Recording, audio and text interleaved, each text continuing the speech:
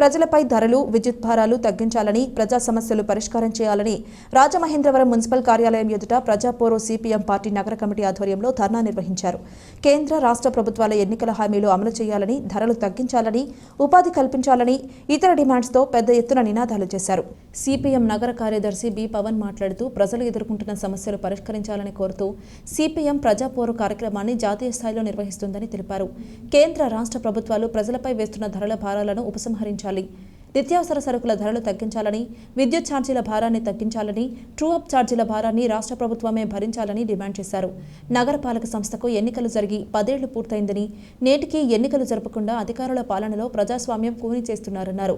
నగర పరిధిలో ఉదయం, సాయంత్రం రోజుకు 2 గంటలు సురక్షిత తాగునీరు అందించాలని, నూతన కుళాయి కనెక్షన్కు 9,000 రూపాయల ఛార్జీలు వసూలు చేయడాన్ని తక్షణమే ఉపసంహరించాలని, కాలం చెల్లిన డ్రైనేజీ వ్యవస్థను ఆధునికీకరించాలని డిమాండ్ చేశారు.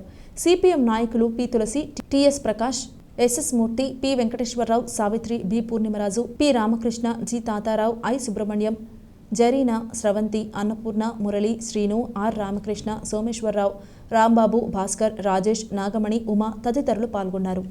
ఈరోజు రాజమహేంద్రవరం నగరపాలక సంస్థ కార్యాలయం ఎదుట సిపిఎం పార్టీ ఆధ్వర్యంలో ప్రజా సమస్యలు పరిష్కరించాలని చెప్పి డిమాండ్ చేస్తూ ధర్నా కార్యక్రమం నిర్వహిస్తూ ఉన్నాం. ప్రజలపైన మోపుతున్నటువంటి అధిక ధరల భారాన్ని ఉపసంహరించాలని, విద్యుత్ ఛార్జీలు ఇప్పటికే చాలా తీవ్రమైన భారంగా ఉన్నటువంటి పరిస్థితిలో మళ్ళీ అదనంగా ట్రూ అప్ ఛార్జీల పేరుతో 17,000 కోట్ల రూపాయలు అదనపు భారాన్ని మోపేదానికి రాష్ట్ర ప్రభుత్వం మోపుతూ ఉంది. దీన్ని రాష్ట్ర ప్రభుత్వమే భరించాలి, విద్యుత్ ఛార్జీలను తగ్గించాలని చెప్పి సందర్భంగా డిమాండ్ చేస్తూ ఉన్నాం.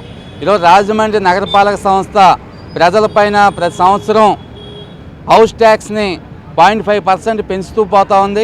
ఇది కనీసంగా యావరేజ్న 500 నుంచి 1000 రూపాయల వరకు ప్రతి వినియోగదారులపైన సంవత్సరానికి భారం పెరుగుతోంది. కానీ ఎంత వసూలు చేస్తున్నప్పటికీ పూర్తి స్థాయిలో త్రాగునీరు అందించట్లేదు. శానిటేషన్, ఈరోజు డ్రైనేజీ వ్యవస్థ చాలా అధ్వానంగా ఉంటా ఉంది. ఈరోజు రోడ్లు ఇంకా పూర్తి స్థాయిలో నిర్మాణం కాలేదు, చాలా రోడ్లు గుంతలమయంగా ఉన్నాయి. కాబట్టి తక్షణమే మున్సిపల్ కార్పొరేషన్ అధికారులు ఈ డ్రైనేజీ సమస్యని, త్రాగునీటి సమస్య మీద దృష్టి పెట్టాలి అని చెప్పి మేము కోరుతా ఉన్నాం.